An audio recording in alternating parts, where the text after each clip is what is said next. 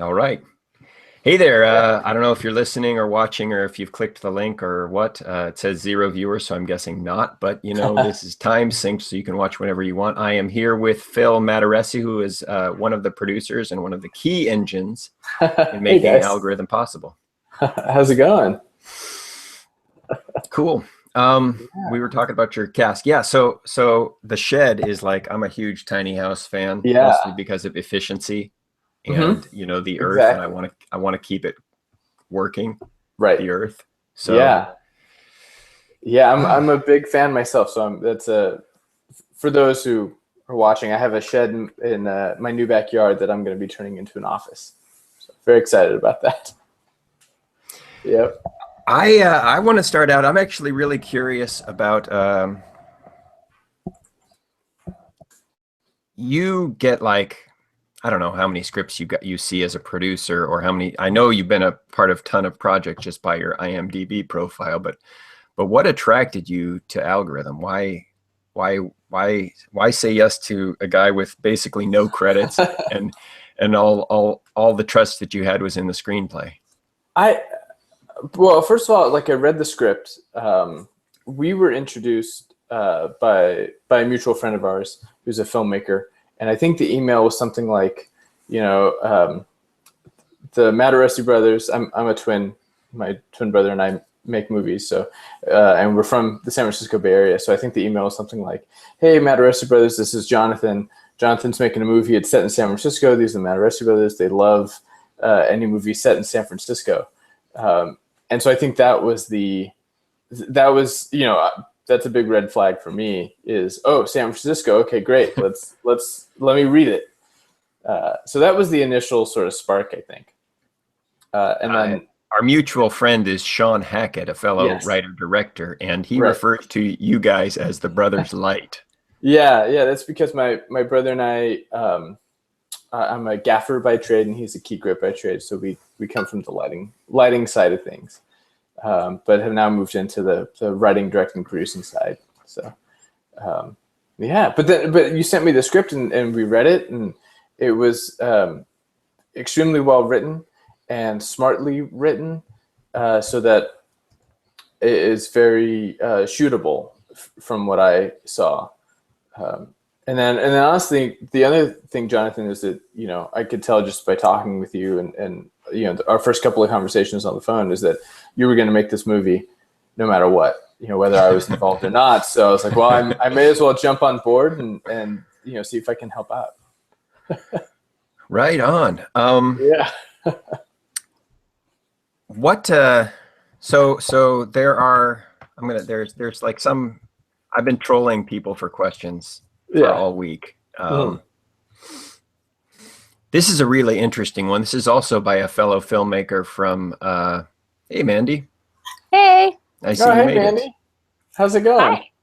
Good. How are you? Oh, hi, Phil. Hey, good. We have Can this you? really cool image of you that's not moving, but it does this cool voice thing, and I'm cool with that if you are. Yeah, I was just gonna say I see like a profile picture, but I don't see my face. Yeah. I will try to get that worked It's a out. shame because you're prettier than the rest of us. Oh, thank you. Thank you. And that picture actually is from a short film that Mandy just Directed. directed and released called Old Fashioned. That if you guys haven't seen it, you should go check it out now. It's only up for another maybe 24 One day. hours or something like that. One more day. Really? So, I didn't know it yeah, was limited. yeah, Yeah, I'm yeah, just doing it for the week for National Women's Health Week, and just to kind of see if there was real interest in people wanting to watch it, which there has been, which has been kind of Nice. exciting. But Congrats. thank you, thank you. Yeah, any women out there who would like the subject matter of strong women can probably relate to it, so they should watch. I will let you guys get I back to the chat. I thought the visuals that you guys used to kind of the effects really kind of was immersive in the idea of like a dizzying sort of producer lifestyle. That was really well done. Thank you. Yeah, that was kind of the goal with, I mean, all the special effects. It really took a long time, but that was what I had in my head from the beginning, that I wanted sort of this like overwhelming sense of technology. It starts out kind of subtle, and then it really becomes its own character. And I think we hit it correctly with the movie. Yeah, I tried keeping up and reading them, but I couldn't, and it really immersed me in that sense of being overwhelmed by just the flood of information that she was getting. Yeah, that's the life we live in these days. I feel like we are just influxed with all this white noise of, social media and phones and emails and just overwhelming, essences of technology. And so I don't know, I've felt that, and so I'm glad you could relate to it too. Yeah, yeah, it was powerful stuff. So I asked Phil this question before you came on, and I would like to ask you because you added a lot of really helpful stuff to Algorithm. What interested you in the project, other than the fact that Phil, as the representative of Distant Thunder Films, of which you are a third partner, what interested you in the project? The subject matter from the start of it, I loved the idea of tapping into this community of hackers. So I knew that it was definitely a genre that could be sold. But I also thought that you were doing something interesting and like non-conforming to what a lot of traditional studios were making. And so that idea of you kind of being the underdog of a film and making something about people that live within the shadows, I wanted to see that come to life. Sweet. And Yeah. and I want to just put this out on record. The fact that Algorithm is as intensely paced as it is now is largely due to Mandy's notes. They were brilliant and helpful and really allowed me to get it much tighter than it was. Originally, one of the earlier drafts, our again mutual friend Sean Hackett described it as a meditation on hacking, which is cool. Like, I love that, but that wasn't really the pacing I was aiming at. Yeah. So Mandy turned it from a meditation, a sort of Terrence Malick's version of hacking, if I would be so bold as to acquaint myself to that legend, into more of, I was aiming at a thriller, but I think it's still kind of squarely in the drama category. Well, Yeah. I was going to ask you, Jonathan, what, because you asked us what drew us to the project. What was the main spark that for you to come up with the idea, or something, that was the catalyst for you? I was chatting with a sociology professor friend of mine, and he was going to write a grant to the government in order to fund a kind of a study on how to get young people interested in technology, because there was a real discrepancy. Mm-hmm. A lot of tech guys have mentioned this, between the amount of people that the tech industry needed at the time versus the amount of capable people that the US was producing out of universities and just skilled people necessary. Yeah. And so he was going to create a grant to do that. And I was like, well, really what you should do is just make technology cool, make people understand exactly how cool it is. And that was what got me interested in the subject matter originally. As I continued to research into it, I began to see that, like, this was really these hackers and the people who just think differently about technology and the way the world works were on the forefront of the future. And that there was a huge moral, ethical, and legal debate going on that most people were just totally unaware of. Mm-hmm. A movie that I kind of love, that I originally compared Algorithm to when I brought it to the hackers and they said, stop doing that, was War Games.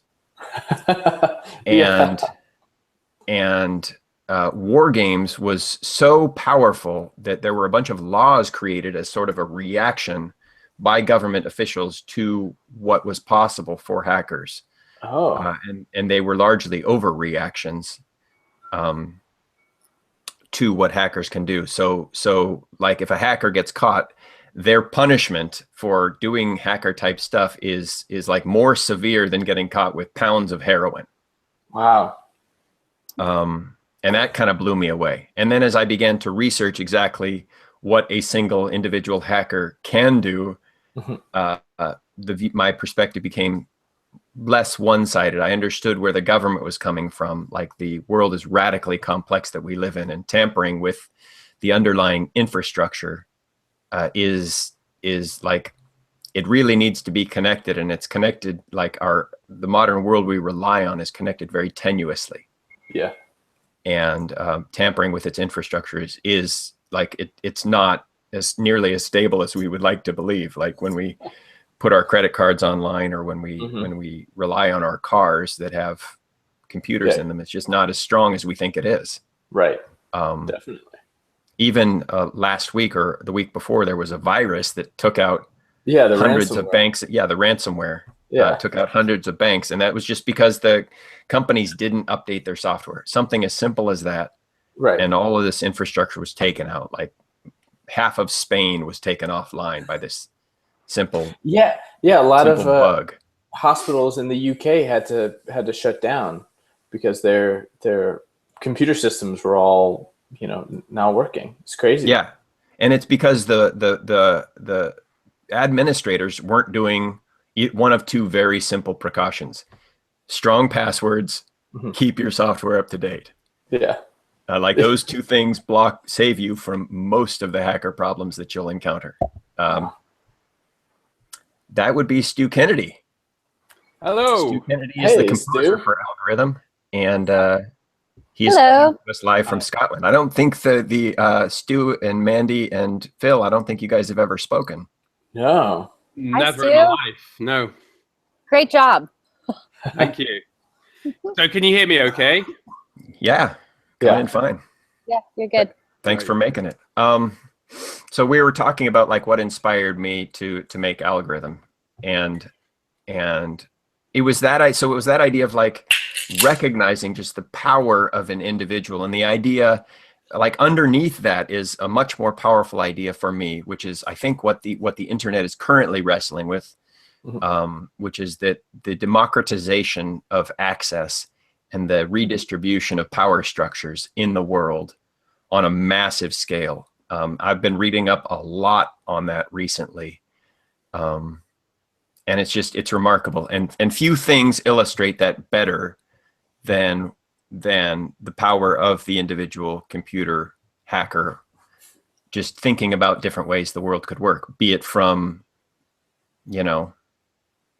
new types of ways of analyzing radiation as they come in through ports, to Perl, the free open source programming language, just completely changing paradigms on everything. Yeah. And to me, that was a radical idea and worth exploring. And then as I did, I just, the enormity of what I was wrestling with and what I was seeing, it was almost kind of a view on where the future was going and where it now kind of basically is. And did the politics of it, or the government involvement within the story, when did that start to take hold? I mean, it was clear as I looked into the lives of hackers and how they worked, that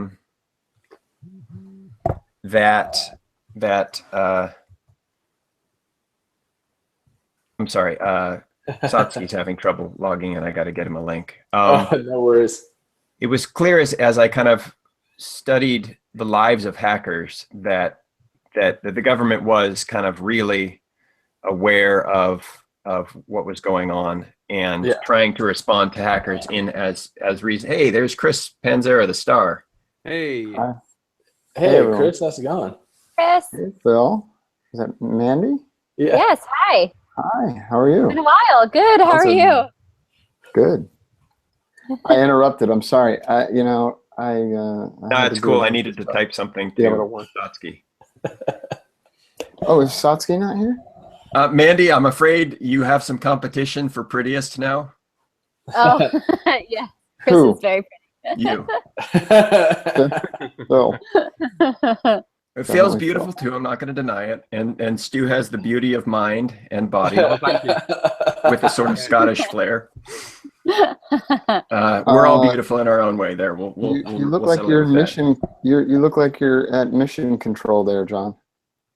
Well, Google does give me this control room feature, but I don't think there's enough power in it at this point to be usable. I'm sorry. What did I interrupt?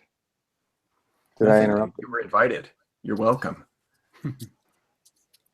So You're talking about the interplay of politics and how that. Yeah. I mean, it kind of naturally arises when you have these people pushing at the edges of the power structure of the way things naturally or have tended to work. Then the laws come about, and you see the FBI, you see NSA, you see CIA, and very, very rare cases local police, because most of this stuff is just way beyond what police officers are trained for. Except as extensions of FBI. You just see this stuff happening, and people often getting jailed for. There is this one tool called, what's it called? It's not really in use much anymore, but called a low orbit ion cannon. You'll know what this is, Stu. And it's basically just it's a penetration testing tool to see if networks are working viably. And some kids got their hands on it, and with this tool you can take down websites. And so they did banks just to see if it worked, and they went to jail for 10 years based on a keystroke. Just like that's the democratization of power. Right. And seeing that and watching kind of society and governments wrestle with this, that I was talking to Chris, and this is kind of one of my favorite moments that Chris and I had while we were driving either up or down the coast from San Francisco, is that we were driving past Vandenberg Air Force Base, where the US keeps the West Coast nuclear arsenal. And I said to Chris, I was like, the hackers are basically the superpowers now. And they can do now what modern military infrastructure used to only be able to do on a national scale. They can crash countries, and all that stuff's real. And how do we deal with power that democratized as a society? So that for me, the movie was really about asking these questions rather than having answers. Right. Yeah. Because I don't have any. Like when I realized that when the movie was wrapping up in editing anyway, that the ending was open-ended, it was because I think that question of is Will right? Is he being usurped by the government? Is the government being usurped by these independent people? In the character of Patrick or Gordon Dempsey, I wanted society to wrestle with it in the same way that I was. Yeah.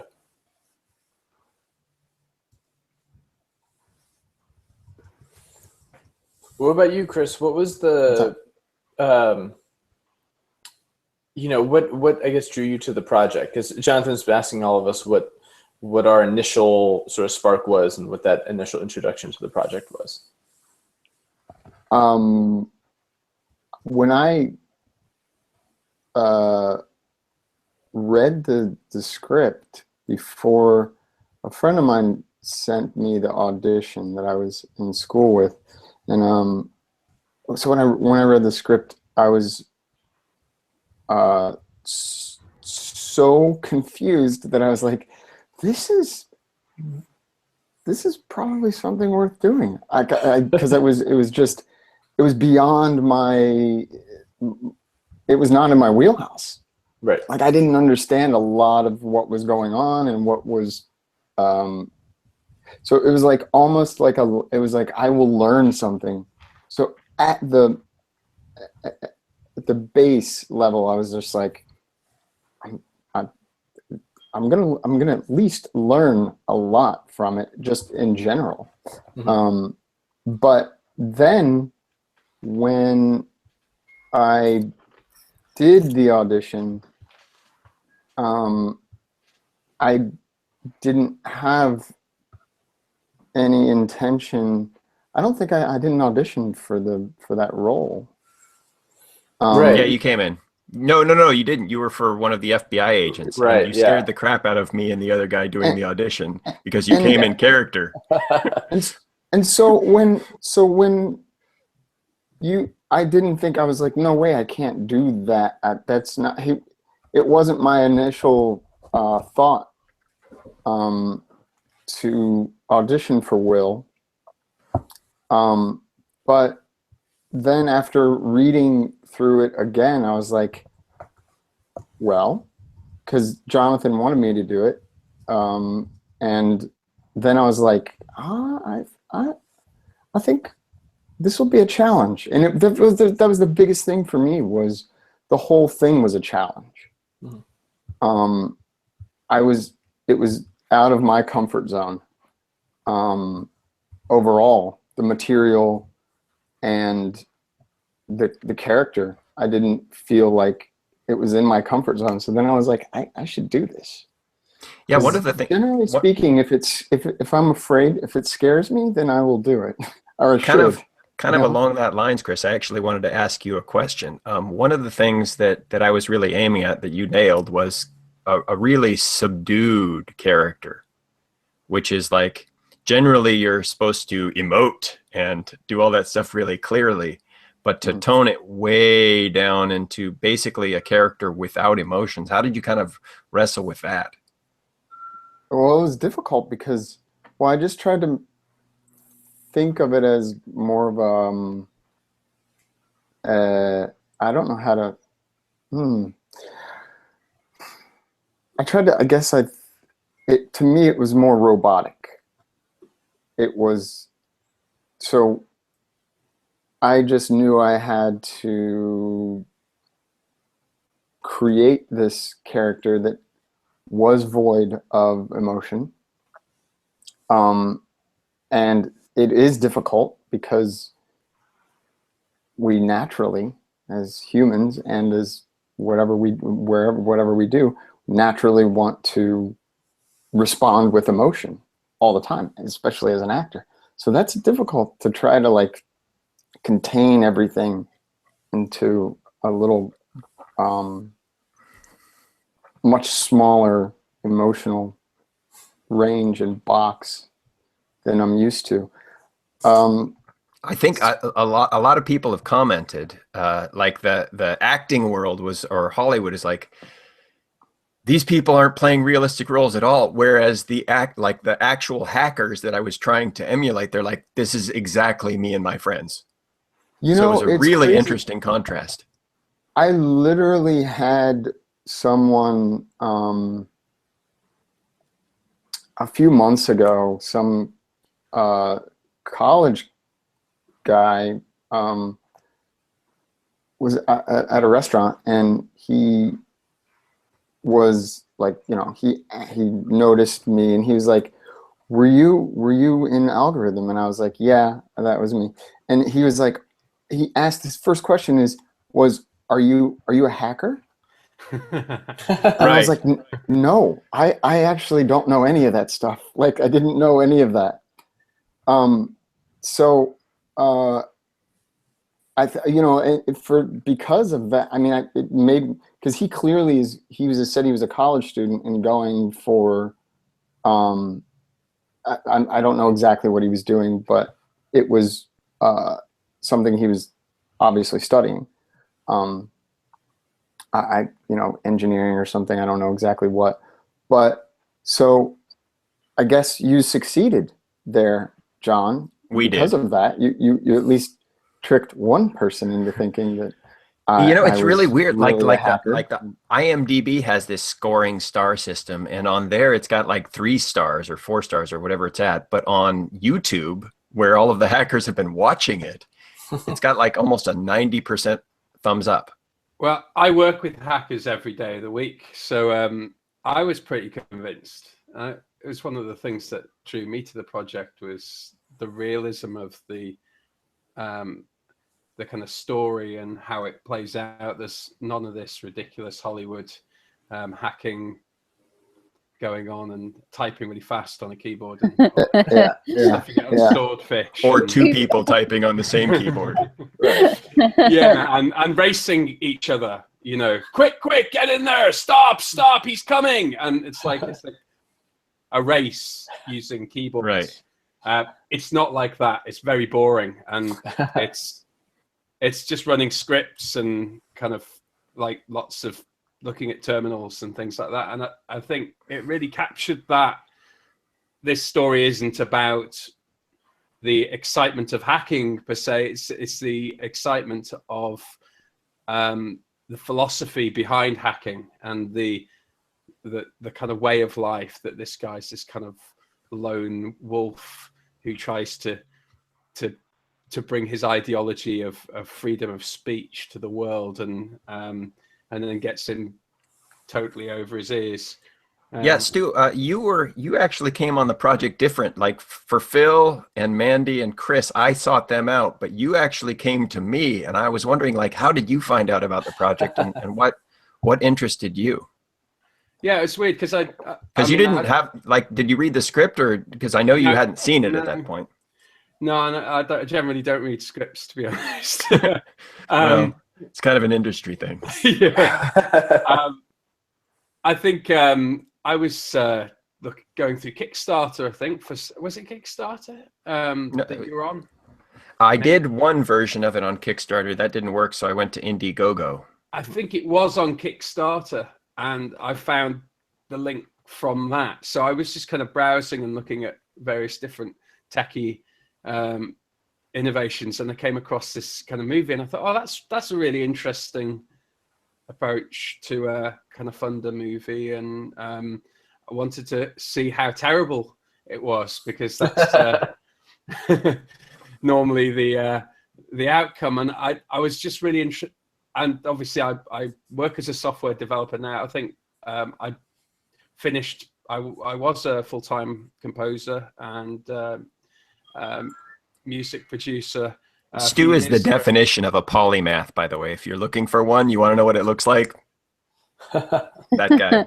I just get bored quickly. That's my problem.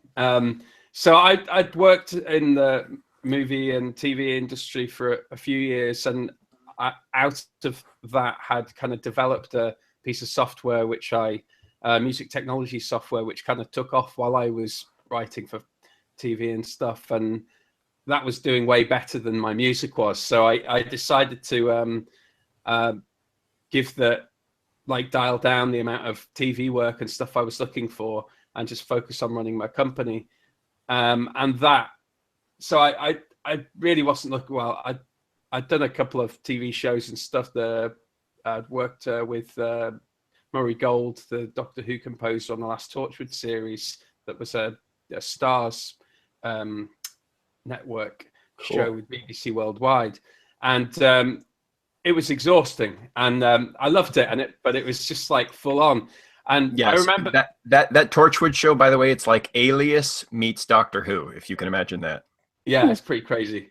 And the schedule for that was absolutely insane. I mean, we'd get Murray was working on Doctor Who at the same time, so I was kind of carrying helping him out as much as I could, and it was just brutal deadlines. And I remember thinking at that time, hey, software development's way easier than this. And and I think as the company took off, I ended up going back into that. But every so often, I just look out for a project here and there. I do stuff for recording artists and things like that, things that I enjoy doing rather than massive commitments. And I saw this thing and I thought, hey, this sounds cool. So I emailed you and said, have you got a composer? If not, I'm up for looking at this project. And it kind of went from there, didn't it? Yeah, well, actually, at the time, I was like, who is this guy? I'm going to go look for legit people. And I was aiming at Zoe Keating, but she was like crazy busy because she's crazy good like you are. And I was like, I tried composing stuff myself. I'm like, this is not happening at all. And then I checked out your stuff and I'm like, holy crap, this is really good stuff. And one of the things that drew me to your work is like,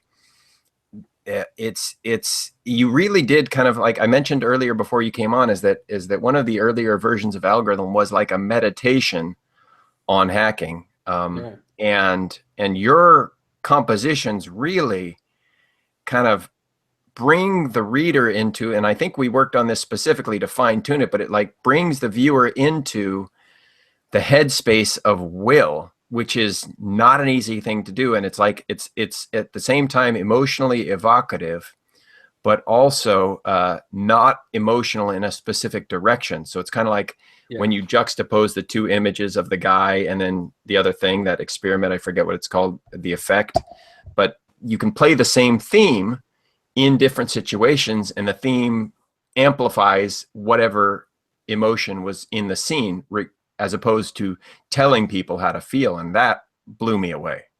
Oh, that's very nice. I mean, I think one of the things that I felt about the project when coming on was that sense of ambiguity, that you don't want to tell the audience what to think at any one time. Particularly, you don't want to spoon feed them emotions, and you certainly don't want to be a TV show kind of FBI that, you know, we're chasing somebody. Although it does get like that at some points, which was it's quite amusing. But there's some tongue-in-cheekness there. But the I think that kind of, I actually wanted to write something that I could program to. So I wanted to write something that I felt like I could put on my headphones, and it wasn't distracting me. I could just kind of let it go, and I could do some work to. And that's You kind of nailed it, man. I've talked to a couple of hackers and lawyers who actually write law or code to the sound score, the score. So great, mission accomplished. Yeah. What I want to know about the score. Well, what is your process like, Stu? Did you watch the? Did you have to? How many times did you watch the movie before you know what I mean? Yeah. Before you were able to like put things together and have an idea of where you wanted certain things to go. Yeah, well, what I tend to do is I'll watch it through all the way once. And the problem is, as I'm watching it, I'm getting ideas. So I'm thinking I might make a few notes and feelings and things that I want to, particular cues that I want to kind of highlight or do something with. I think before we'd started, I think I'd written some kind of theme that I felt kind of embodied the character of Will a bit, and I wanted to play with that. But I go through the whole film all the way through, and then normally what happens is we'll have like a spotting meeting with the director where I'll go through and I'll identify where he wants bits of music. There was some of that, but it was much more of a collaboration than I'm used to. So John was just kind of, what do you think? I'm thinking something here, and it was actually really nice to be a bit more free to not do music in places and to put music in other places. And we ended up kind of being quite sparse with the music and not killing the thing with music everywhere. But I'll just start writing and I'll just start putting ideas down. And then I tend to tell people that composing music is about making stuff that sounds like an 8-year-old did it, and then spending hours and hours and hours trying to make it sound not crap. And that's interesting. That's kind of that is very interesting. It's one of the things that really impressed was like all of the layers of different sounds and how you used kind of like real sounds, but you flipped the sound and added effects and blended it with other real sounds, not the least of which is the Easter egg at the end. Yeah, that was fun. Yeah, there were some things that I kind of took and reversed, and that always adds. You want to ground the music in something that some of the kind of world that the film's in. So you don't just want to throw instruments that don't exist everywhere onto a score. It needs to feel grounded in some way. So I did use some bits of sounds that I stole here and there from the film and from other bits of music that I'd written in the film, and reversed them and did weird things, got things playing against each other. But the funnest bit for me was the end bit where I got to play around with doing Fourier transforms on audio waveforms on the image of the CIA emblem, and then shoving that in the audio file. I had great fun with that. For people who don't know what that means, let me translate if you don't mind. So in audio programs, there's a way to view the audio in what's called a spectral analyzer, which gives the audio a sort of a rainbowy color where the height of the graph will represent the frequency and the color of the graph will represent the amplitude of the sound or the volume. And what Stu had this program where you could take an image, an actual picture, and put it into the spectral analyzer, which will then convert the image into sound. And so at the end of Algorithm, right before the credits roll, is the sound of the CIA logo. That's awesome. Yeah, Love it doesn't sound very impressive. It just kind of goes, but That's what the CIA sounds like. Yeah, it's like this weird kind of like wah effect. and then and that's it. But if you actually on my website, I've got a little app that I think only works on Chrome, but I wrote a little bit of software that loads in that last bit of the audio, and you can actually see the last track going through, and then you can see the emblem come across the screen. And yeah, that was job done as far as I was concerned. Yay, Satsuki's here. Oh, hey. Hey, It's Hey, There Satsuki. he is. hey, what's up, guys? So I like to just wrap people into the vortex. Phil gave me kind of video of or demo reels of 3 or 4 DPs in the area. And Satsuki's happened to be the first that I saw. And you did this music video for the Swedish rock band. I don't remember, what was the band's name? Well, it was for Sigur Rós, but it was Yeah. it was a contest, so it wasn't like for them. It was for you know, a bunch of Okay, people so- made them. It wasn't an official Sigur Rós video. I love Sigur Rós. Yeah, they're brilliant. But Satsuki's what struck me about Satsuki is his eye for beauty. And I tell people when they're looking for a DP, don't worry about the technical stuff. Any competent DP can handle the camera competently. What you want to find is somebody who can see beauty, and that is not easy to do. And I saw that when I saw Satsuki's footage. Oh, But thanks. so that's how I fell in love with your work. But tell me what appealed to you about this project. Well, Phil was the one who, I think Phil or Joe was the one who called me. Yeah, So, they vouched for me. Yeah, yeah. So that was a big part of it. I guess we had done a film. I've been working with Phil and Joe for a while now, and we've shot a bunch of projects together. So there was that comfort factor. And then, you know, again, like I'm interested in movies that take place in San Francisco. And, you know, there's an aspect of, not an opportunity, I guess, to tell sort of this film noir-ish kind of story about the other side of San Francisco that we don't see very much, and that really attracted me to it. So that was it, I think.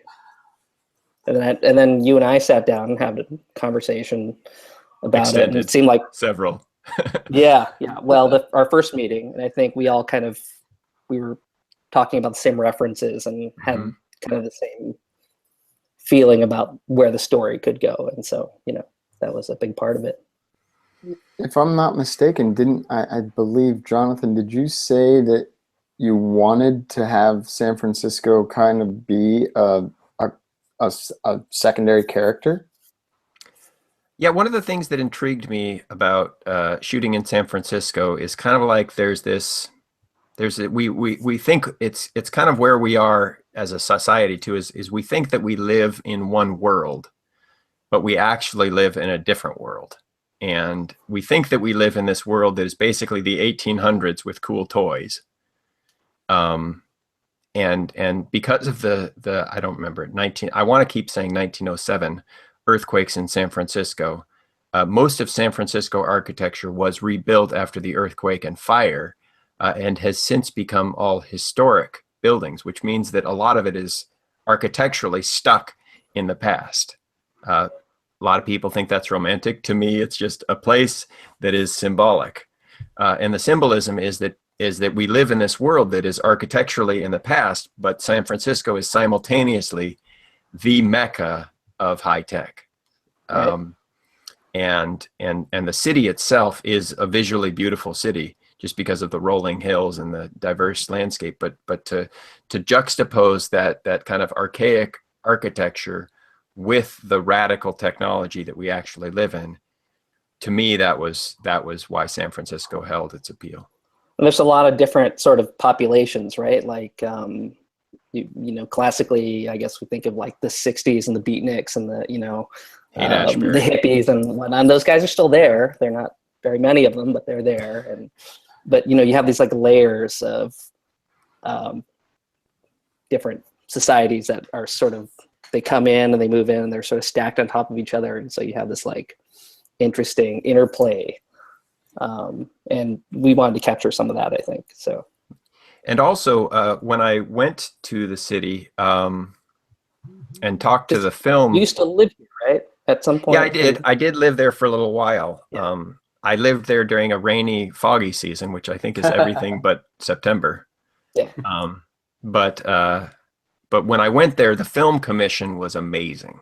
Like, they are just a spectacularly awesome place to film, especially for indie film.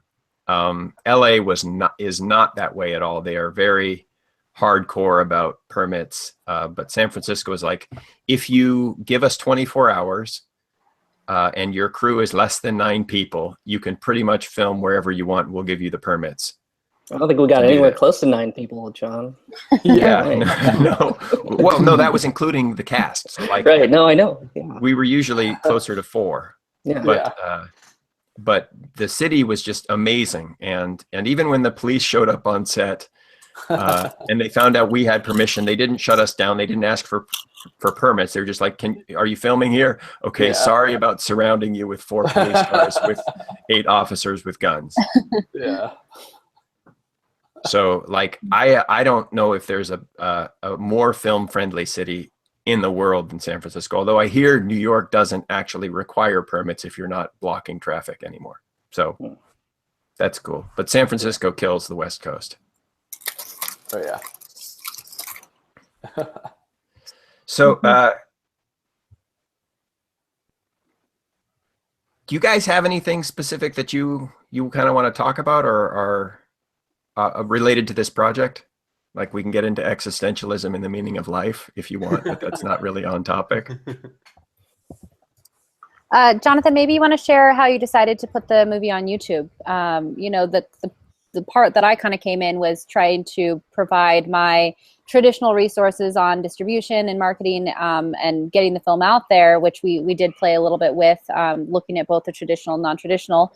But ultimately, you went YouTube, which 10 million views, congratulations, that's paid, you know, it is paid off.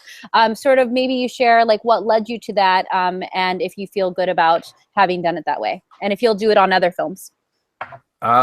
It's not an easy question. Well, it is an easy question because there's a linear path that I took. But I asked myself this really fascinating question starting about 6 months or maybe a year ago, which is that if I had known what algorithm was going to do before it did it, would I have considered what it has done successful? And it's a really, really interesting way. It's more of like self-analytical. Am I happy with where I am, basically? But it's like, does the work warrant, does the reward that this has produced warrant the kind of work that we all put into it? Monetarily, like, I guess from an investment standpoint, it's great, except that we all invested time and none of us got paid for that. Right. So monetarily, it's not successful at all. And it seems that Hollywood seems to go more and more in that direction of like, even Alien, the new Alien movie got released. And the first thing I see about it is it made $8 million in its Thursday night release. Like, that's the definition of success in Hollywood. And this film hasn't done that at all. Even a little bit. Like, it has made back its budget, but its budget didn't involve paying anyone. So that's not I don't think, a fair metric of evaluation.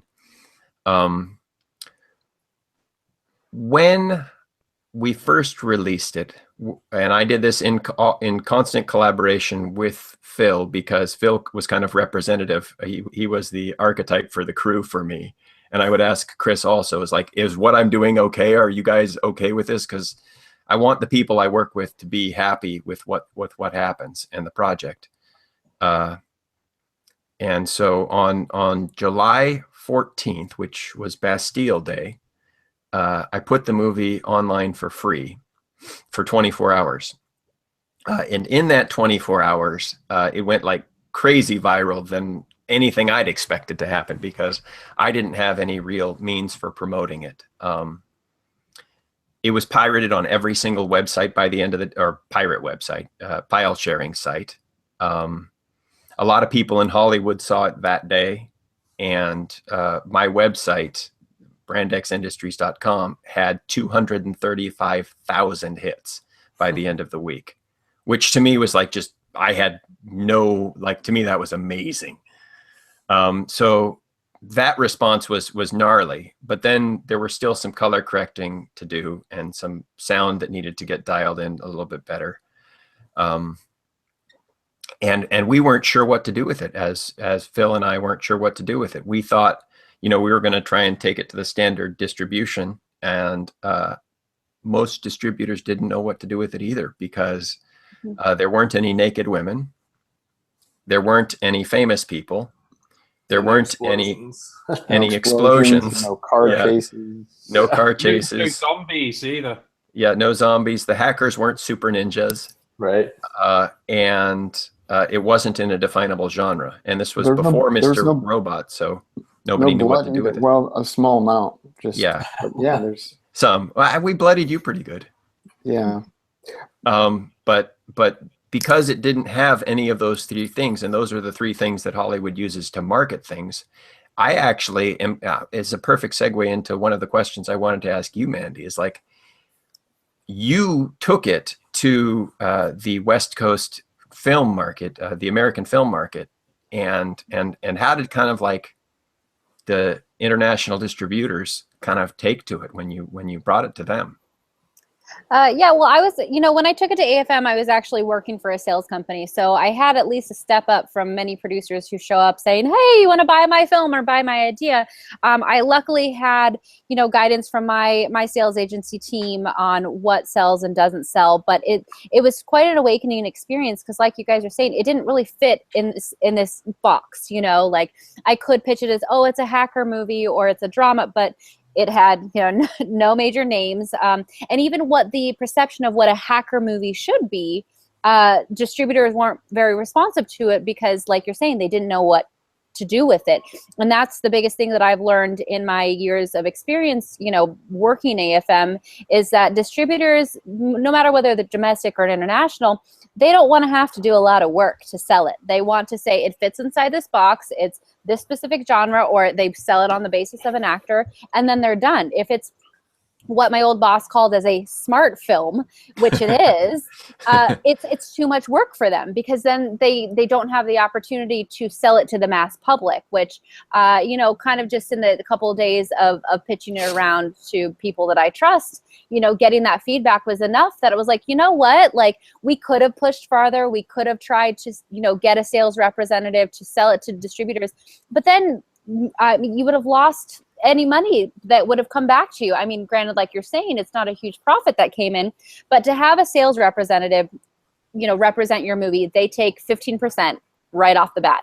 Then they sell it to a distributor who takes another 15 to 20%. So right before you've even sold your movie, there are new people that own 35% of your movie, giving you absolutely no control. And so it was sort of a, like, no question. Once I got that kind of feedback, I realized that you were much better off reaching out, doing this non-traditional thing, because you did have a community that was interested in watching the film. Like, clearly, if you, on the first day posting it on YouTube, you have 200,000 views, there's something in it that people want to watch. And so it was amazing to see that you went around that traditional system and said, I'm going to go straight to the viewers, because, like, obviously money, bottom line, it does matter, but exposure is also really important. And I think that was the more important element of algorithm, is getting people to see it, hear your message, and really start to look at at what the internet does and privacy and sort of see things from a different perspective.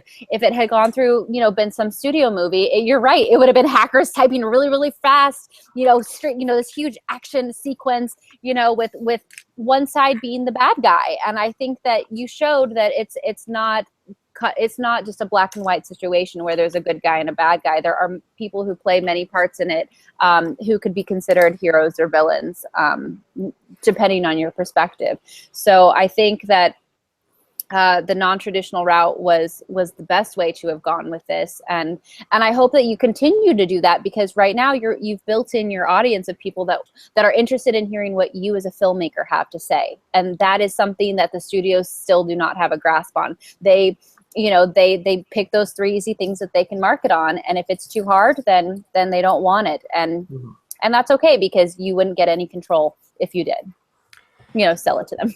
One of the things I remember us having an interesting conversation is you mentioned that you could probably get a distributor to pick it up, but it would take a couple of years. And I knew how fast technology moved. And I was like, if that happens in 2 years, Right. it's going to be a period piece.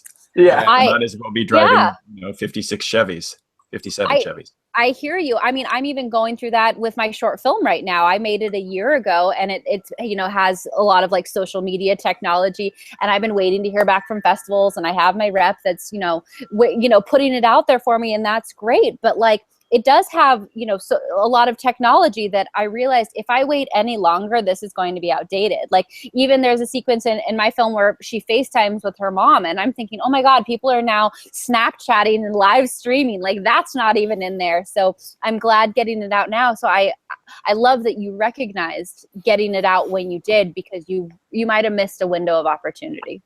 This is why I only shoot period movies now. Right. So one of the hardest realizations for me, I was hoping, maybe this was naive, maybe it was whatever, but I was hoping that the hackers, many of whom make good money because programming computers is a very useful and desirable skill worldwide. I was hoping that they would support the movie financially by buying it, and some did. And to those who did, I'm extremely grateful. Thank you. All four of you. Yeah, well, no, there were some good early sales. It did all right. Like for an independent distributor, like the early sales did all right. We were doing, when I tell people the numbers, they're kind of shocked, but it wasn't huge. Like, it wasn't anywhere close to what Alien Covenant did last night. It didn't remotely pay back what should have been the budget of the movie, like not even close. But it was a nice token. But what I saw was like, why aren't these people supporting the movie? Why are they stealing it and sharing it with their friends and not helping me make more stories like this? It's like, it was really frustrating, and I was kind of like, broke my heart. I felt betrayed until I realized something that was, for me, foundational and pivotal, which is that I realized that the hackers are part of the way that the world is going to be, and not the way that it is, and that they are. Go ahead. Oh, I'm sorry, but there was a sort of like an underlying theme of the whole movie that information should be free. Yeah, it should be. Yeah, and so it kind of goes. I mean, it goes along with what you're saying. It does, but that wasn't like I didn't necessarily agree with what Will was espousing. Right. I thought he was kind of crazy. Oh. Like, I was just trying to capture the ethos. It wasn't necessarily my opinion on things. A literal, yeah. I have since come to realize that Will was correct, that the hackers are right, that they're adopting a future, and that's a future that I want, where money isn't the determining factor between who has and does not have access to premium quality art or premium quality information on any level, be it something as simple as academic papers like what happened with Aaron Schwartz, or nasty government stuff like what happened with Chelsea Manning, or WikiLeaks, or even, like I said, premium quality art being shared by file sharers online. And I realized that that's a future that I want, and that as a producer and a writer director, that it's a future that I can help contribute coming into being. And so once I had that realization, I was like, Phil, Chris, is it okay if I put this on YouTube? Is that going to upset you? Because consider any future revenues gone the moment we do that. Yeah. The moment where we do that, it's not going to be on Netflix. It's not going to be anywhere else. No distributor's going to want it. It's done. And I was like, are you okay with this? You take a chance doing that because you don't know how it's going to do. You don't know what kind of response you're going to get. But I don't know. I don't really follow these things. So 10 million sounds like a lot. Am I crazy for that? Is that? Well, is that not a lot? I'm going to give you some statistics as things Because progress. it seems like that would be. I think you're going to like there's this. Still there's a lot of people that actually, like Mandy said, I think there are people that want to see what art. They want to see what a filmmaker has to say, and they don't really care about the explosions and the blood and the naked bodies. So thank you for being gender neutral with that, Chris. Do you think that having 10 million views, whatever that means, does that tell you what Mandy was saying? I mean, does that tell you as a filmmaker that, hey, maybe people do actually want to see this? So once on December 7th, which was when Pearl Harbor was bombed, we put Algorithm on YouTube for free everywhere. It had English subtitles at the time. I was working with a Chinese friend who helped translate it into Mandarin, and a German friend, Marcella Selbach, who asked a couple of questions that I'll try and get to if we haven't gotten to them already. She translated it into German, and it just started to kind of spread really in a way that things don't normally on the internet. Usually what you'll see is like this really big spike, and then what's called the long tail as things continue indefinitely into the future. And Algorithm didn't do that at all. It spread the way things spread in the 1800s, almost as if friends were talking to each other and sharing it.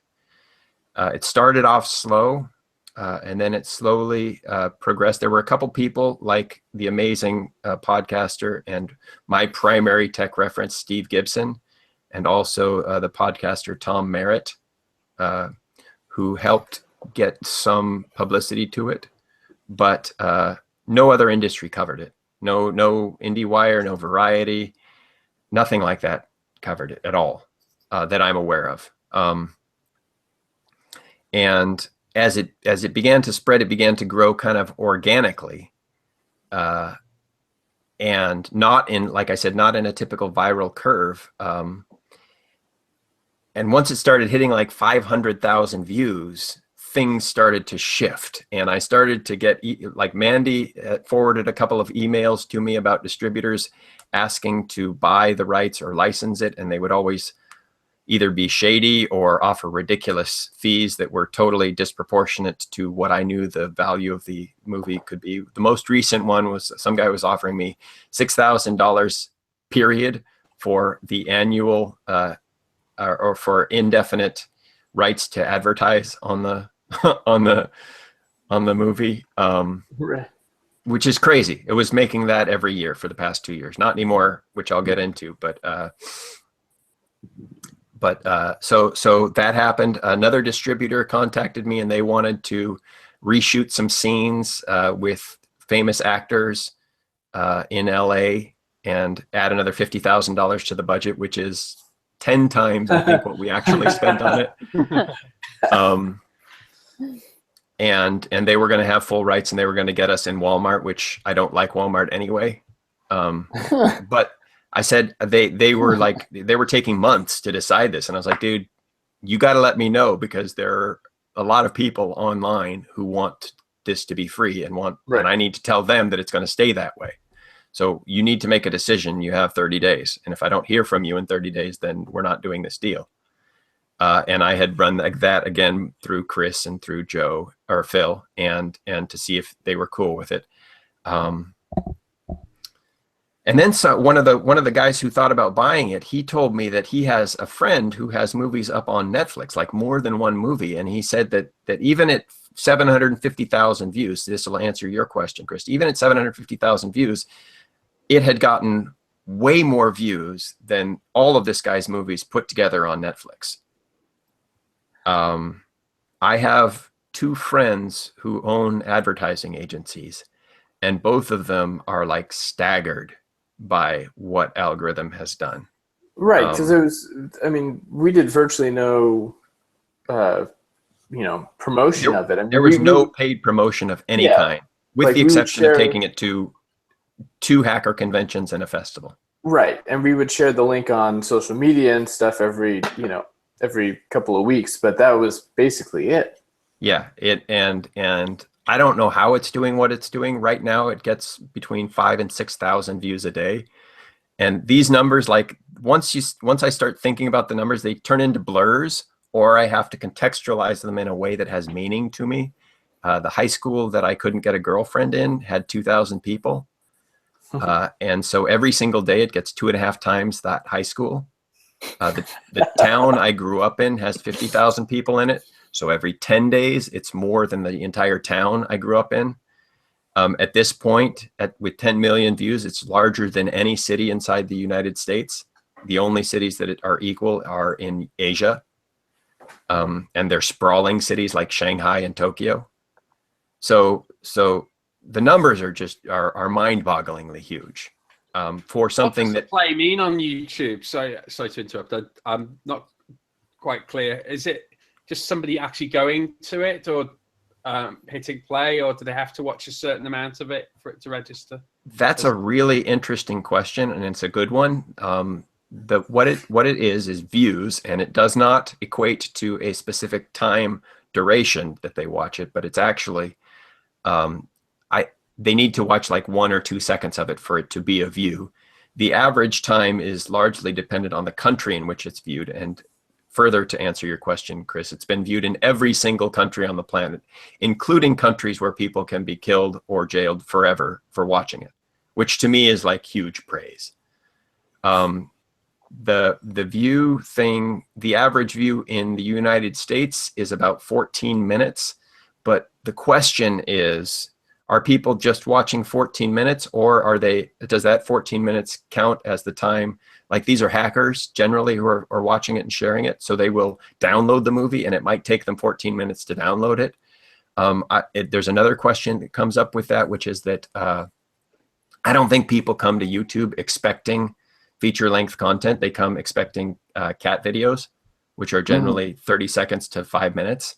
And to find a 90-minute movie, they're just like, I don't know what to do with this. So that could represent them watching it, realizing it's actually a feature-length movie, and then switching devices later and watching it in another way.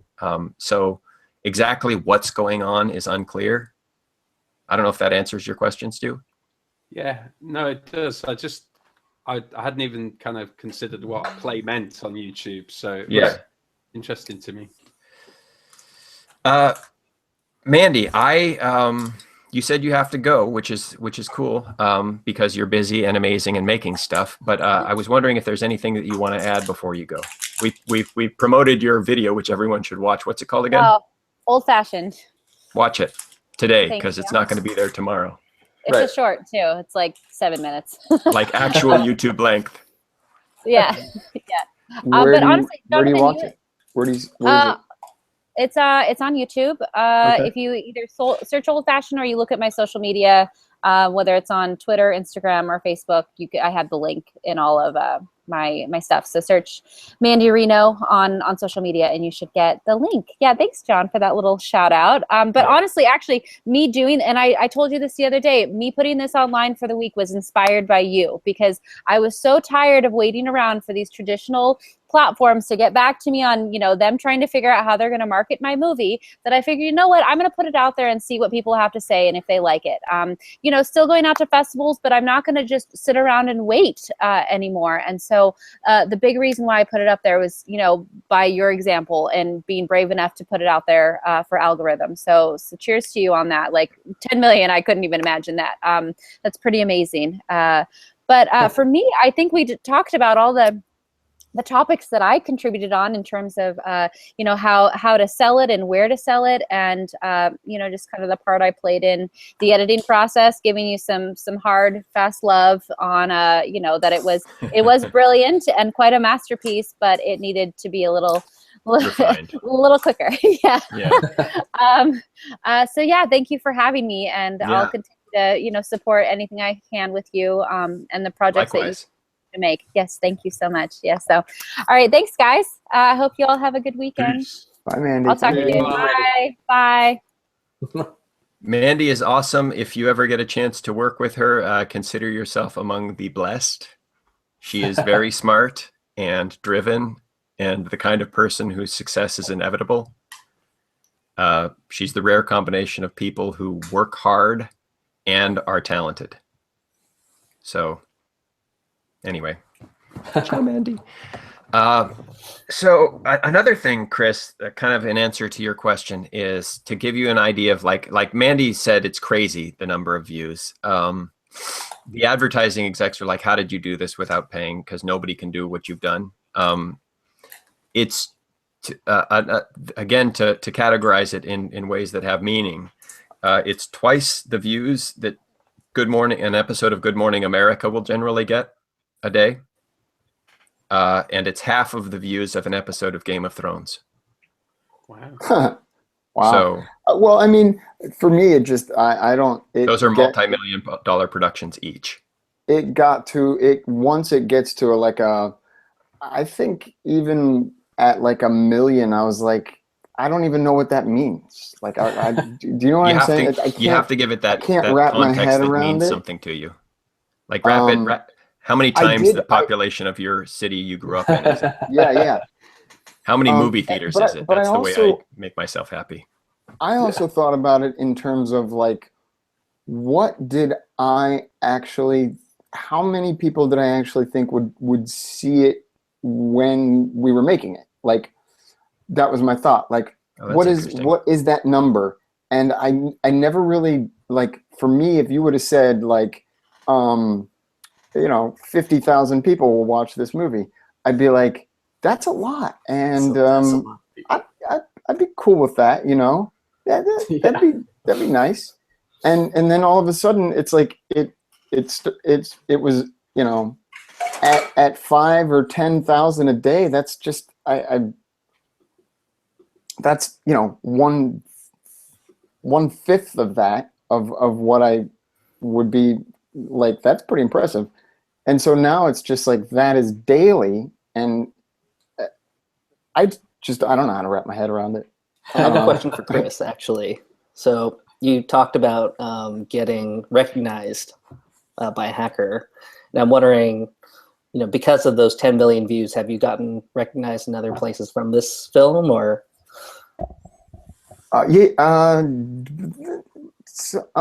Yeah, at Target I did once.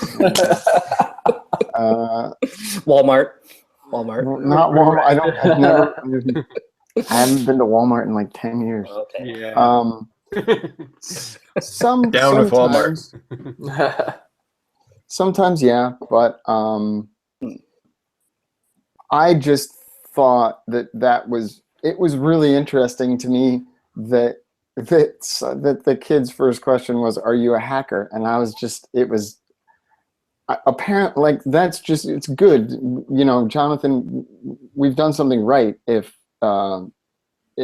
you're able to convince somebody who's actually interested in the field, that world. Yeah. There was another thought I had, and I can't remember what it was. Oh well, it happens. But no, I don't. it's happened a few times, yeah, Mm. but not a lot. Yeah. One of And- the really big Oh, sorry, go ahead. amplifiers, the people who kind of like promoted it and helped me get connected to the hacker world, is a fellow director named Lexi Alexander, and she helped me kind of craft my understanding of that future that I want. But she said something really interesting. She said that kind of like I've heard stories from various producers where they'll go into meetings, and even Mandy said this, that the international distributor with whom she worked at AFM, they had heard of the movie before she even came there. People would go to studio executives and they knew it, they'd seen it, they'd heard about it. But I don't get calls by agents saying, here's this new script, do you want to make it? Or the studios aren't sitting and offering Right. millions of dollars to make the next Jurassic World, Off-World, or whatever it's going to be. Jurassic Off-World. And Lexi said the reason is because we made it outside the system. And I was talking with my wife about this last night, and she was like, it's because they feel that they can't control what we did, and they are not sure that they can kind of control what I'm going to do in the future, that I don't fit into the box of people who listen to what they say and do what they say and think the way they say they should, that the studios don't come calling. But it's not because of the numbers, because to another contextualization for the 10 million views is 40,000 completely sold out movie theaters. Wow. Yeah. So that's another way to think of it, like 40,000. The US, like AMC has 4,000 theaters in the US. So that's 10 times all of AMC's theaters in the US, or 2 days worth of every single theater being booked. Solid, John, sold out. Do you know how long after Algorithm came out, Black Hat came out, the Michael Mann hacker movie, and how well did that do? Do you know? So that's an interesting point of, I don't know if I'm going to call out the media company. There was a media company that took a payment to promote Black Hat and called it the best hacker movie. And they confessed to it in the post that they did it. Nobody I know thinks Black Hat is a good hacker movie at all, which kind of sucks, because Michael Mann has done some extraordinary work in the past. So it's nothing against him personally, but Black Hat came out, I think, shortly after Algorithm did, which is to say in December of 2014. And it is just, it's on par with Swordfish, just disastrous. Like, it's laughably bad. Nothing One of can the be that bad. one of the cool things that we did is that nobody can make a kind of hacker movie that sucks anymore. Like, we've set a standard, and there's no going below it anymore, or they'll just get called out, and that's kind of cool. In terms of like the realism, you mean? And yeah, like, we've shown them what the hacker world looks like, and we've shown them that hackers like this kind of stuff. So well, we did actually shoot in a real hacker space, right? Yeah. Noise Bridge. Mm-hmm. Right. Thank you for that recommendation, Phil. Actually, I'm wearing the shirt that I brought there today. That's awesome. Represent. Cool. Does that answer your question, Chris? Like, as far as the views, like, it's kind of mind-boggling. I was just curious what everybody, what your guys' feeling is, or if because I mean, obviously, like I said, it has well far exceeded anything that I would have imagined.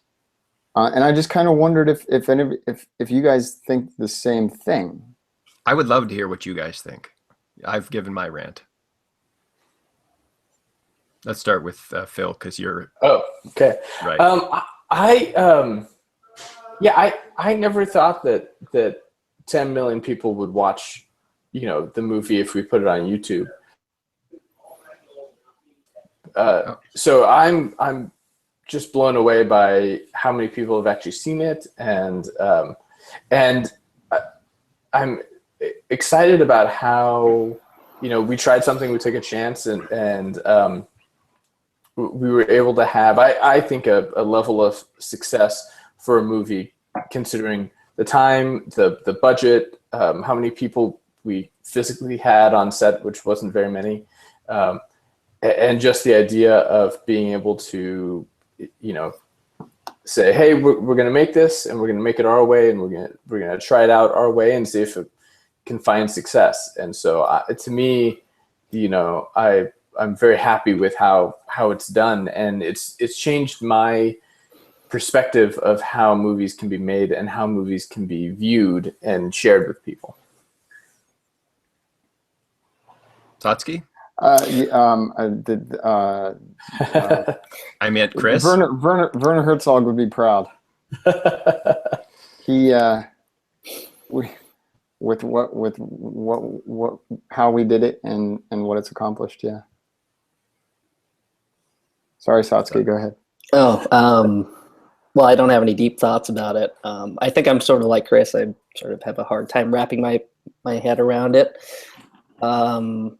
It's, in a way, it's so different from how we're used to thinking of success in the indie film world, right? Like, we're thinking always like festivals, and then, did somebody buy it and did it? So it's really a brave new world in a way, and I don't know how to think about it. And luckily, Here's that's something that you just guys occurred have to to think me. about it. But It's 25 times the population of San Francisco. Right. No. I get all the numbers, but in terms of what does that mean for, does that allow you to make your next film, and how does that allow you to grow your, your career and stuff like that? That's what I'm kind of curious about. So. You and me both, brother. Yeah. Stu. Yeah, I think for me, it's really a question of what is the measure of success for the film? What were you trying to accomplish? And from a lot of the chats that we had early on and kind of what you're saying now, it's a lot to do with communicating and a kind of concept and having an impact. So it wasn't really about creating a product, which is basically the movie industry, that they're making a product, they're selling a product. It's all about bottom line. You were more about trying to have an impact and communicate your idea, communicate this kind of world and what it means, and talk about something. And you've got people talking. And I think for me, the numbers, I don't quite know how they equate to kind of impact. How many of those people liked it? How many of those people watched the whole movie? I think out of 10 million, you can assume that a good number of those people watched it, and that maybe people came back multiple times and watched different bits of it. I don't know, but I think there's a few things about the film to me that I thought were unique, and not only the kind of hacker type concept and doing that a realistic way, but the whole voice of the main character to me was quite in that genre of movie was kind of very unusual, and the way that the you've got this kind of breaking the what do they call it, the fourth the fourth wall. The fourth wall, that's it. Yeah. That's what I was looking for. The breaking the fourth wall, but as a kind of soliloquy of the inner voice of the main character all the way through the film. And it wasn't just an introduction or parts. It was the main voice throughout the film, was his inner dialogue, and him telling you the story and bringing you along. And I thought that was really, obviously, since the film's been made, you've got other hacker TV series that have taken a very similar approach, which shall not be named, to that, which I wasn't going to mention, but in terms of the title, but that there is I feel that there was something original done there that kind of brought a new style, a new kind of way of approaching that thematic material and brought it in a different way, and you were able to not just tell the story but connect with the very people that you cared about as part of the story. So the fact that you've got these hackers that are talking about it, to me, is that's the end of the. It was definitely a concern of mine when we started and when I read the script was it's, you know, like I've never really, you don't really see a lot of movies that you have that much inner dialogue, like you're being led through the movie by the main character's words. I mean, it happens, but it seemed like this particular, when I read it, I was like, it's a lot of well, for me, I've thought of it like, oh, this is going to be a lot of voiceover work. It was an evening, I think. But then you grapple with like, are we going to be able to keep people's attention with this? You know, then you have to figure out how to do that properly. And you know, I hope that we achieved it. But also, interestingly enough, I had a good friend of mine. She texted me because she showed the movie to another friend of hers, and that person said, "Oh, this is exactly like this show that we won't mention." And so she watched an episode of that show and texted me, "That show is dangerously," literally, these are her words, "dangerously close." And I've never seen that show, so I don't know. But that is interesting that you know, people are watching this show and it's hugely popular, and it kind of takes, from what I know, the same approach, correct? Yeah. Since we're not naming the show, I will be candid. It is very clear to me, both logistically and from comments, that they totally ripped us off. Yeah, and the completely. Music sounded similar as well. The music was the same, the characterization was the same, the shots were the same, the story was the same, everything was the same. And I think he won an award. I'm not bitter. But No. The producer director did not win an award. The actor did, and I have nothing against the actor. He did a great job, you know, and I wish him a bunch of success. The movie was greenlit on the end of July 2014 after Algorithm went viral online. So there's a direct connection. The script was available for free online, so they stole from us completely.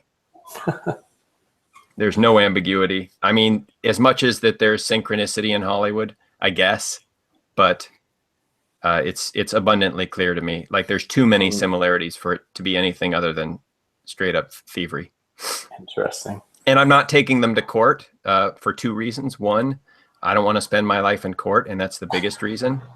But two, you'll lose. No, I don't think I'd lose. No, there's some good precedents against that, and I know some lawyers who would be more than happy to do it for me. The other is the fans have asked me not to because they like the show, and I just simply don't care about money enough to go after it. But there's no ambiguity that they stole from us. Well, so I mean, taking that into account and taking, you know, the idea of how many views Algorithm has had, how, Jonathan, I'm curious, how will that change your approach to filmmaking, you know, and your next projects? I kind of want to take this idea of democratization and see how far it can go. Okay. I want to, like, I'm reading this book by the former chief economist of Brazil. Take that for what it's worth, considering what Brazil's in. When Brazil was doing really well, this guy was the economist. Right. And it was something that I found that Mark Zuckerberg was reading about power. And I don't have the name of the book in front of me, but it can't be too hard to find. Brazilian economist, Mark Zuckerberg, book on power. That should get you the book. And he talks about how power is being democratized everywhere. That the centers of power are being distributed. I personally think, and this is we can get into some conspiracy theory. I realized after reading an article on The Guardian recently that I've been promoting all over social medias, that the ultra rich, and this, like I said, it's going to sound conspiracy theory, but the Guardian wrote about it, and it's detailed, is that there's an ultra rich group of people, not as consolidated as like Alias would have you believe, but who want to maintain their power structure and are deliberately attempting to sabotage democracy and the internet in order to maintain it, because they recognize that this is a legitimate threat.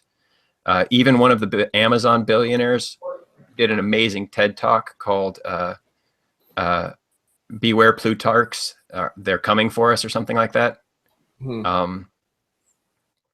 where they take the ideas of algorithm. I just assumed it was a surveillance problem, like people were being watched, and that was kind of the thing that the government was doing. What I didn't realize is that that information can be weaponized in the form of psychological warfare and used against the populace to manipulate elections. And this Guardian article draws a clear, linear distinction by these major government contractors weaponizing information and personal data for targeted advertising to sway elections that caused Brexit and the rise of the current villain president. So like this article like rocked me to the core, because we are not at all prepared for this level of, it would be like, you know, owning a gun in the United States and having the Navy SEALs come against you. It's just nothing you can defend against unless there are laws protecting you. And currently there aren't, because no one thought about this. Or if they did, they certainly didn't legislate it. Right. So I want to fight back against the people who are doing that kind of stuff. I want to push the internet as far as it can go and see if it can be democratized. If we can actually take the power from the general people who say, we are the power brokers, we get to say what kind of entertainment you can see and what you can't, and how it gets distributed. And I want to take that and see if we can change it on a realistic scale with a movie with a budget that's you know, actually pays people a living wage for their work. And that's what I'm trying next. So the next project is Intelligent Design, which will be crowdfunding on July 4th, trying to raise $33 million, which almost everyone says is a really crazy idea, but whatever, you got to try. And then if it's successful, we will make it and give it away for free, like Algorithm, because I think so one of the discussions I had, I'm actually in conversation with the CEO of the crowdfunding site I want to work on, because this is that crazy of a project. She called me and she said something very interesting. She said that movies are not commodities, which is to say you cannot sell or market a movie as a thing, but rather a fleeting emotional experience that has to be kind of contextualized with all of these branding and pre-branding things that are themselves the commodity, like the movie theater experience or the Netflix, which is basically the torrent of all movies. Right. And I thought about that, and I think that it, yes, she is right. It is not a commodity, but for us to view art and the social dialogue that is, I think, fundamental to what constitutes the possibilities of democracy and the founding fathers of like why there is copyright, why there are libraries and museums, is because they recognized that movies that are done well, and I'll use the term cinema because it's a good term. It's like a well done movie that has this kind of social dialogue as its central core, that they enable people to participate in a more in-depth, higher level discussion on what society is and what it should be than people would otherwise have. And to me, that puts movies far higher in value than a simple commodity or even money. If you can enable people's freedom, if you can create something that allows them to have meaningful dialogue with the world that they're interacting with, that then enables them to rise up like Twitter did with the Arab Spring, I don't think that kind of thing can have a value put on it. This is a really interesting concept, the whole idea of control of information, not just control of information, but the flow of information. One of the things that's coming through in technology at the moment is probably led by Amazon, actually, more than anyone else, is the ability to analyze huge amounts of data coming from what they call fire hoses of data coming from Internet of Things type devices, everything in your house and everything that you're connected to and all your devices, and they're all giving off information, and we can collect all these things and analyze it, and you know, every click and every web page that you're going to, all these kind of bits of information that different companies are collecting are just kind of starting to get funneled and starting to get processed at very, very high speed to make decisions on how they should market to you. And that combined with, I went to a chat a few years ago with a guy from Microsoft was chatting. There's a media developers thing about software, and he did this talk on information and searching and the algorithms they use in Bing, the Bing search algorithms, and how they kind of are tailoring the results of the search to your personality, your profile, to what they see you doing. And yeah, Bing's putting out some really powerful research right now. As much as I prefer Google over Bing, they're doing some crazy good some data. scary stuff. Scary. Yeah, and yeah. I asked him a question. I said, this all sounds very clever. I said, but is this not a problem? Because what you're doing is you're effectively creating this search bubble where people only see, because he said, we've got these very clever algorithms where you know, somebody asks a question and we kind of know from, you know, your profile, the kind of things that you like. And I said to him, listen, he grabbed me for coffee afterwards. I said, look, I'm a dad, I'm a composer, I do lots of different things. I have different hats that I put on in my life. I'll have some conversations with some people I won't have with anybody else. You know, I will be open about political things with some people. I said, you're seeing one aspect of me, and you're tailoring news to who you think I am, and you don't know who I am.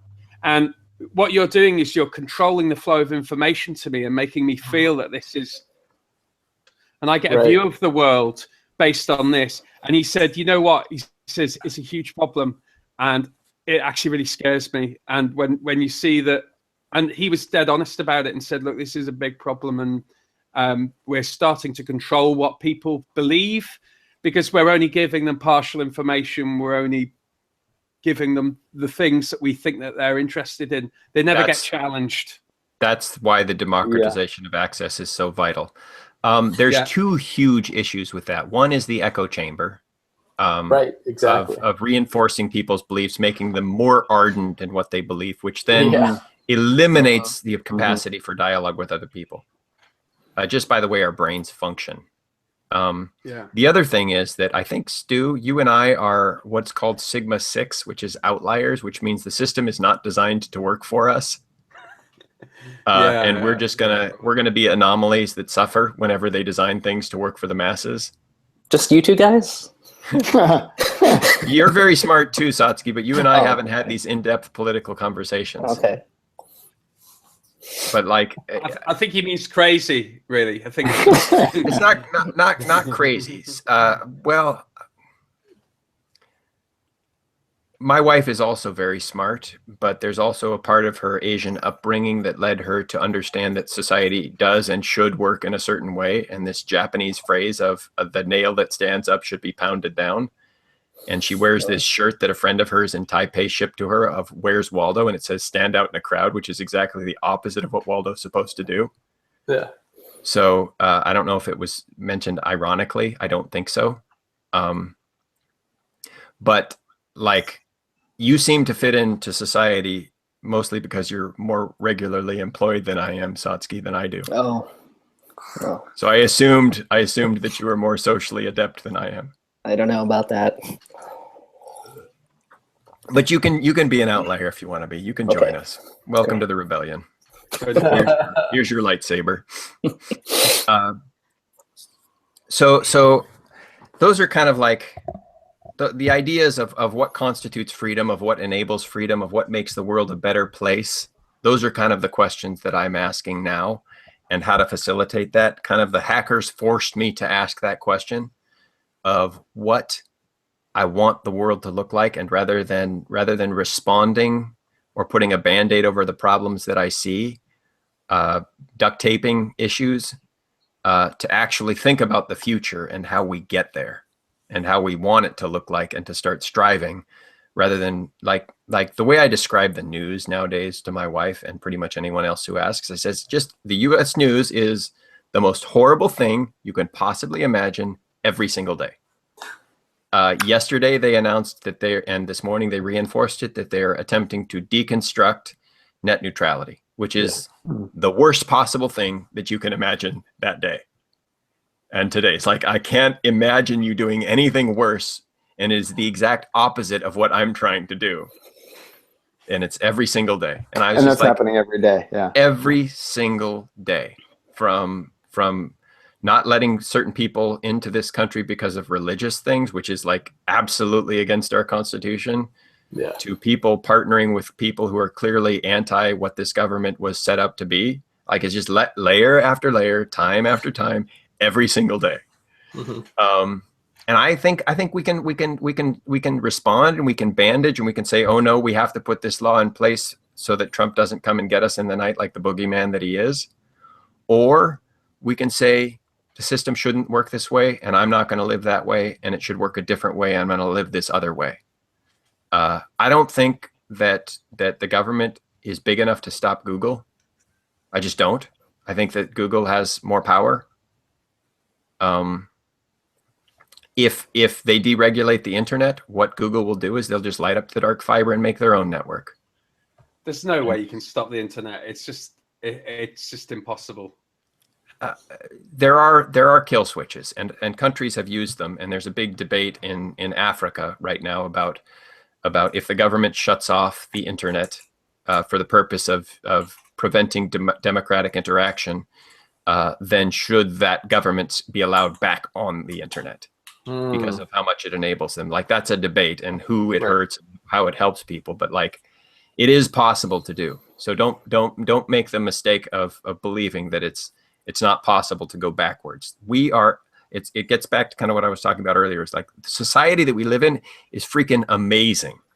Right now, as we speak, 70 miles from where I'm sitting, there is a guy or a group of women and people of mixed genders and ethnicities controlling a remote controlled car on Mars, a different planet. There's another group interacting with a robot that's on a comet. We have electric cars that drive themselves. We have the emergence of artificial intelligence, and it's not long before it's going to be self-aware, and it's not going to come and kill us because that's stupid. Like, we just live in extraordinary times. 3D printers, shipping anything you want, anytime you want, pretty much anywhere you want. You can talk on the phone to anybody on the planet from anywhere on the planet. Yeah, like, I mean, look at what we're doing right now. Yes. Yeah. So Stu's in Scotland. Satsuki and Phil are in the San Francisco Bay Area, and Chris is in Los Angeles, and I am in Costa Mesa. We are thousands of miles apart, and we are sharing this conversation with the entire planet. Like, this is an extraordinary time. And in order to maintain it, we have to work to maintain it. Like, it doesn't just perpetuate itself. We have to choose that this is the world that we want to fight for. What role do you think, well, specifically filmmaking, what role do you think art plays in this, in the modern age? I mean, do you think, because it seems to me like it's becoming more and more of just strictly entertainment, and less of, seems like that there's less movement or trying to motivate or get you to actually think or have a reaction that might, in your personal life, move you to do something. Do you think that, you know, what do you guys think? Phil, so specifically on this, do you find that as a producer, do you find that distributing movies now for you going forward, do you think that the internet is going to be like an absolute possibility? Or Yeah. do you think that you'll try to stick with the traditional way of distribution? It's funny because I feel like, especially in the distribution world right now, it's a lot of it using the internet is the Wild West. Mm-hmm. And it's changed from even when, algorithm was released, and it was different 3 years before that, and it'll be very different 3 years from now.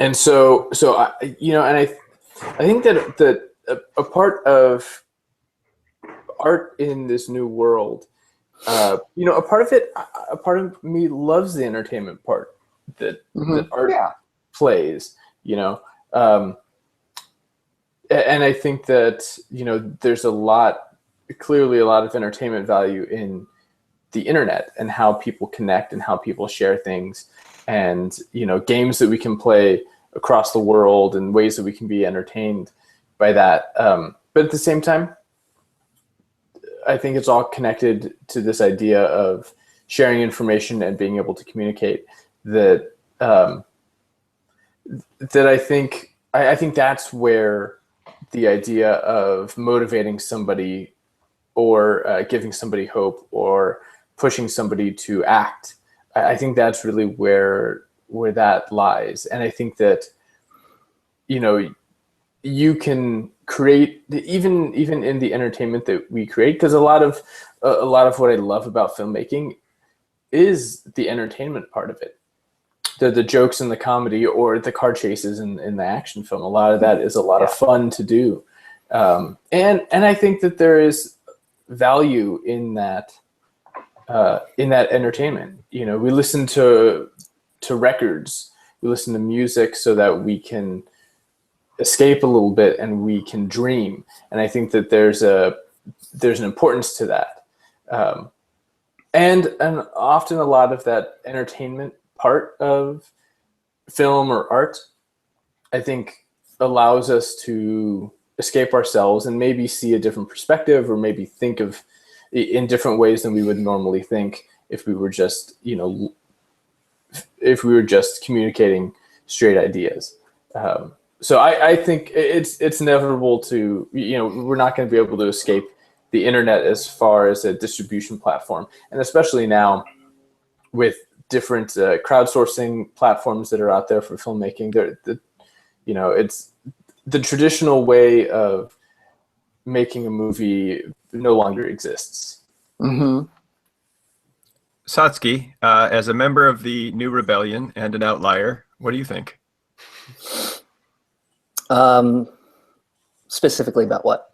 We'll be talking about distribution still, or Yeah, just about the nature of filmmaking as a I don't know, just to put it very succinctly, the nature of filmmaking as a political act. well, kind of like what Stu was saying earlier. There's this sort of splitting off of, not just what we each see, I guess, in media and online stuff, but in terms of filmmaking, or just media, I guess, in general. There are a lot of indie filmmakers who, will never go to festivals, or or at least attempt to go to the major festivals. They're strictly making stuff to release online, which is kind of what Phil was saying. And so there's like this sort of stratification, I guess, of people who are still doing it the old way, but they work at a certain budget level and they will never come down to this low budget level. Plebes. Whatever the case may be. Then they're the studio filmmakers who, were like just boxed into their paradigm. And so there's a stratification going on, I think. That's troubling, So the stratification you talked about, kind of like, that's one of the things that I want to really smash with this next project. Is one of the things that I discovered with Algorithm, and I want you to keep talking about that because I'm interested. Is like, so when Algorithm, we first released it, it was making, I don't know, $20 a day, or a little bit more than that, a little bit less variance. When it got to 5,000 views, it was making $300 a month. In August of last year, I think it was August, might have been October, YouTube changed their analytic, or their algorithm, no pun intended, and Algorithm's views, the movie, not the computer program, shot through the roof, like stratospherically. It went from 5,000 views a day to 65,000 views in a day, and it stayed between 20 and 40,000 views a day until March. And in March, some of the advertisers realized that their advertising dollars were going to support fascism, which I am against, for the record.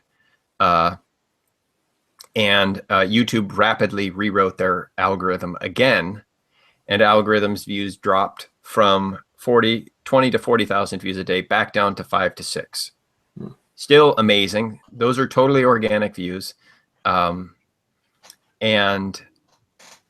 the income dropped from $900 a month to $9 a month. Oh, wow. 9 to 14. So the views dropped to a quarter of what they were. The money dropped to 100th of what it was. Even my ad executive friend with whom I was speaking yesterday, he was like, "That's crazy. They're totally robbing you."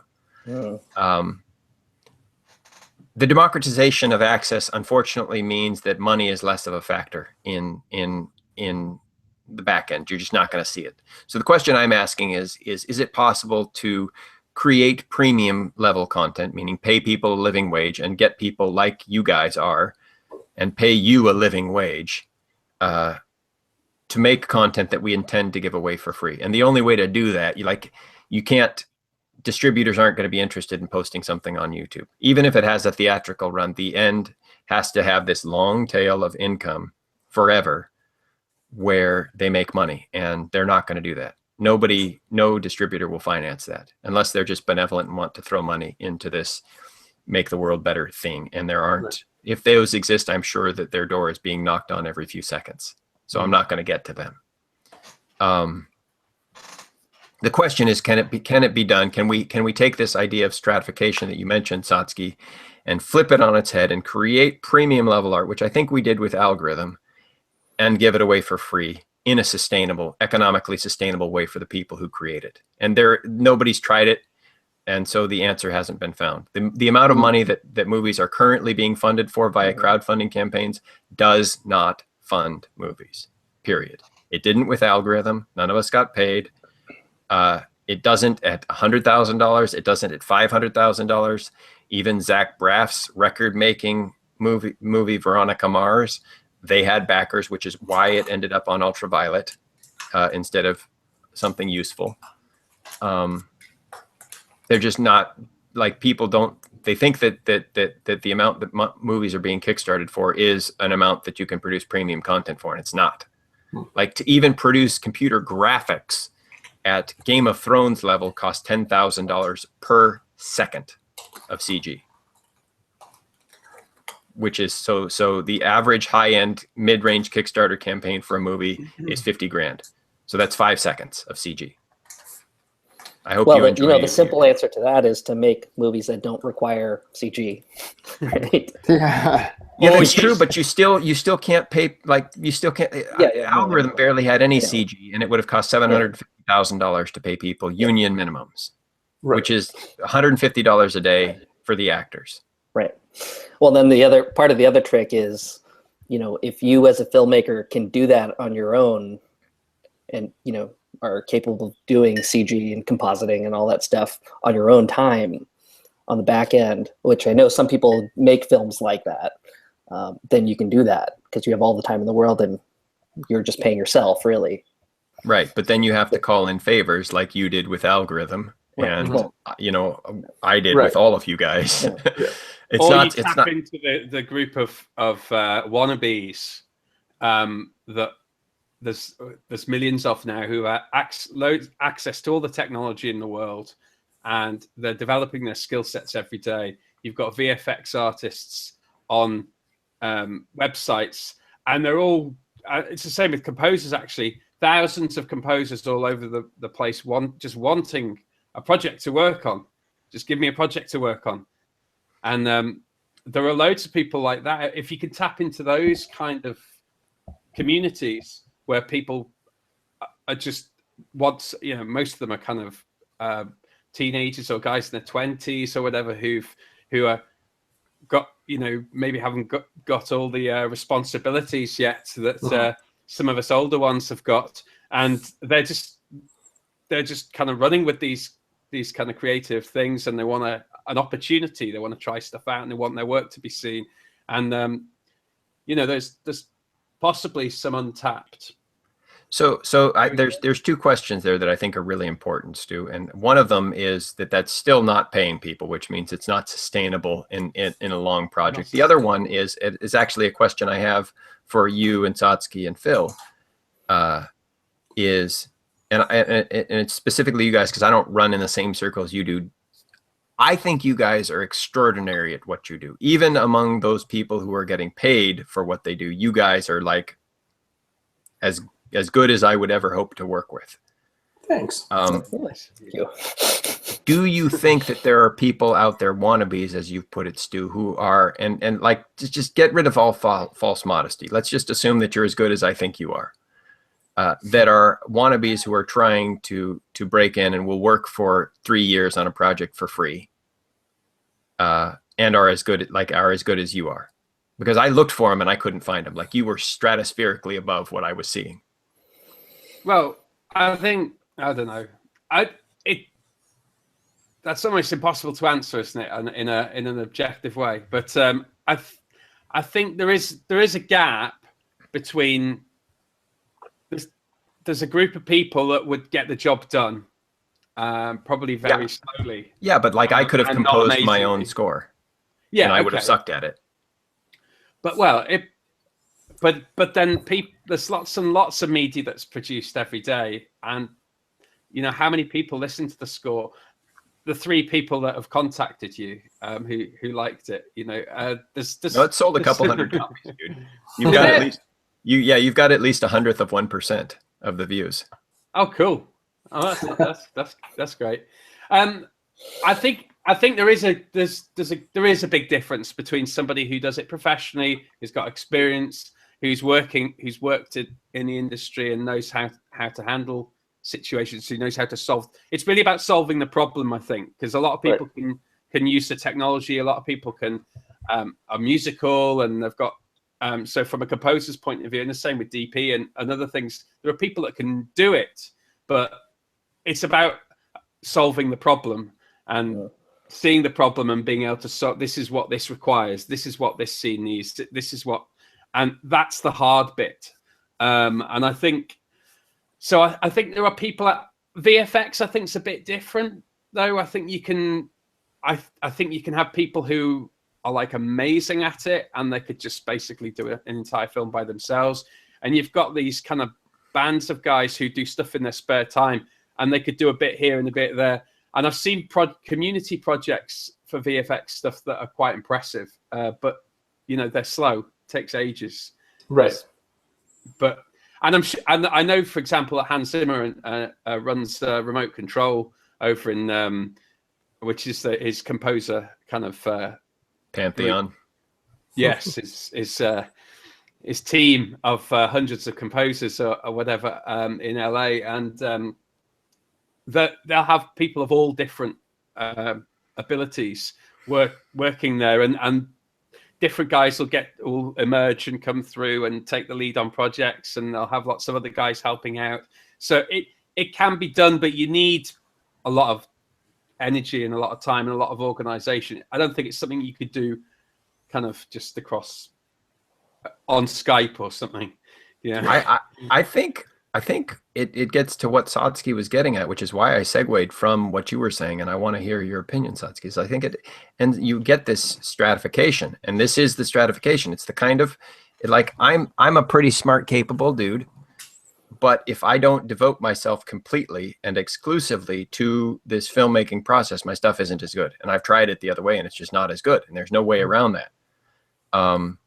and that it creates this stratification that Satsuki was talking about. Yes, you can create what you were talking about, Stu, about doing what like Hit Record Joe does, Joseph Gordon-Levitt, where he does that crowdsourcing stuff and gets people who are as good as they're going to be who aren't in the industry. And that's it. There's this level, and then there's the people who do Star Wars, and they're not at the same level, and they just will never be. And if they were, Disney would hire them. Yeah, I think if you have a story that is that people want to see, that people connect to, if you have like your script, for example, then there are a lot of people who are working every day, professionals who may not, who may want to participate in something like that, as long as the time limitation is like, Not they extreme. won't do it for 3 years, but they Right. might do it for like 3 weeks, Right. Like you did with Algorithm. Yeah, exactly. And as far as my day to day, I make a living from doing like commercials and corporate videos and industrials and documentaries and stuff. And I do probably 2 narrative projects a year, and a lot of those are like very low budget or freebies or whatnot. But I do them because I love doing them, and I think that the projects themselves are worth, doing. And I assume it's the same for all of you guys. Yeah. That you pay the bills, but you have other parts of your filmmaking muscles that you want to exercise, and that So you kind of somebody like to get on. kind of like what I'm trying to talk about and trying to build is what if it wasn't 2 for them, 1 for me? Right. What if we could actually make the kind of world that has this high level dialogue where we're all doing the stuff that we love and getting paid a living wage for it, which isn't to say doing freebies or ultra low budget, as you say, Satsuki, and it's not becoming multimillionaires either. It's this sustainable thing. Right. Well, I would say the reason that they're low budget as well is because they're, they're not typically trying to make a commercial product, and that's what's sort of exciting about it. It's not like we're going to make an action film, or which is fine. We can do that too, but that those opportunities typically don't come about when you are strictly doing it for money, because there's all these other considerations. What do you think, Joe? Phil, well, sorry. Oh, that's okay. The hazards of being a twin. It unfortunately comes down to money, because we want to work, as a crew member. I'm a gaffer by trade, so I want to, the dream is always to work on interesting projects and be able to make a living wage doing it, so that I can sustain myself and keep doing what I love to do. So the real trick will be, where do you find that initial capital, the money to pay these people to create that art that you're going to give away for free, that's not going to make money to recycle back into the system.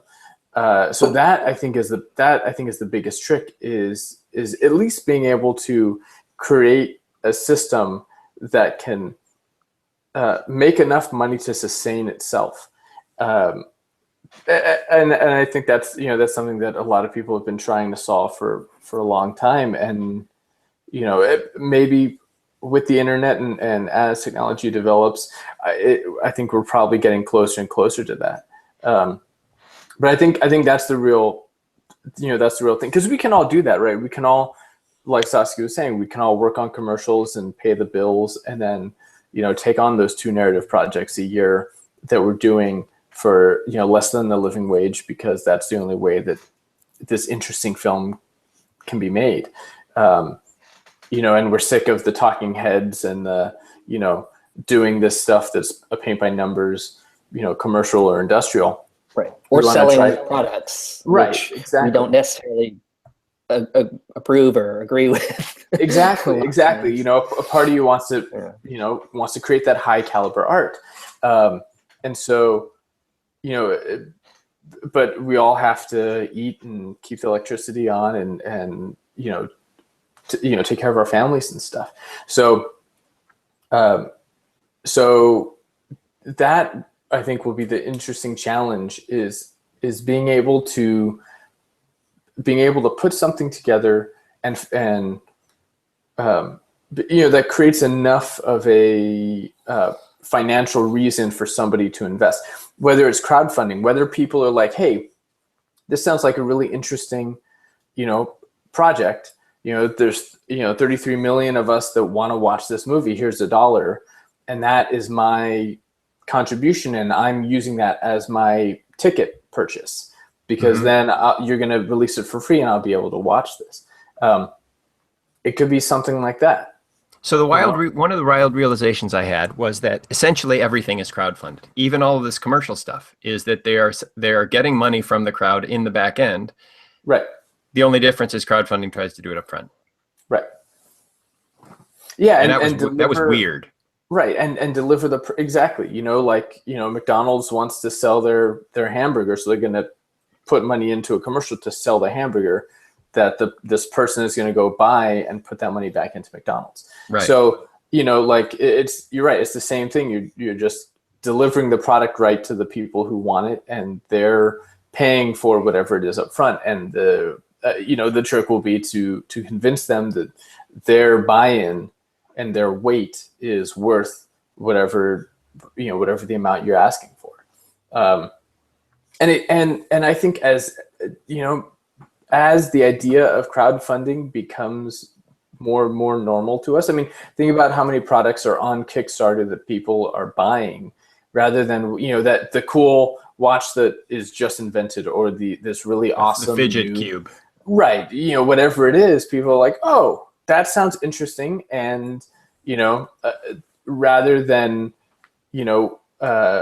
going to the store or trying to find something like this, here it is. Let me pay up front, and then I get this reward later. I think maybe that is already the shift that we're seeing in society of because ultimately as either artists or filmmakers, part of it we're doing for ourselves. Oh, it's an interesting story, or this is an interesting premise or a theme that I want to explore. But at the same time, we're not just making this movie and keeping it on our computers or putting it up on the shelf. We're trying to share it with people. So I think that as we start this sort of crowdfunding thing, as this becomes a social norm, maybe this is a way to connect a little more directly with an audience.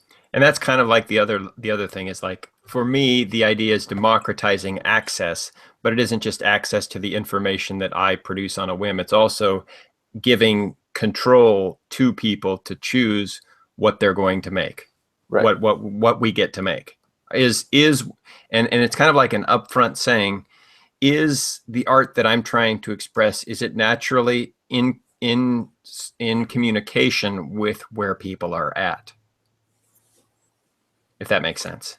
Yeah, because people will, they'll watch, like all the different, crowdfunding videos and say, I don't, slasher films aren't really my thing, so I'm not gonna watch this. But this sci-fi looks really cool, so I'm gonna try this sci-fi. People are now being able to choose what content they want to support. We have 2 instances of Stu Kennedy, which is awesome. Hey, explode myself. We have gone on for the 2 hours that I promised that we would. Well, I hinted that we might. I don't know if you guys have to go. If you do, that's awesome. I think that this shouldn't go on forever and sort of peter out the way most podcasts do, and bad TV. Instead, I would like to close with, what are you guys up to? What's next? What's going on? We'll start with Chris, because you're furthest to the left. Yes. On my screen. Same here.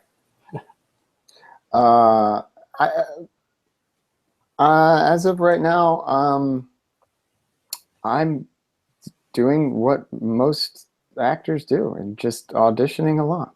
And mainly, this is funny, Satsuki just talked about this. I'm actually trying to focus a little more on commercial work, so just because I get paid more. So sorry about that. it allows me to be able to sustain my life overall. So yeah, I mean, it is kind of like in some ways, you know, like I said, it's you have to.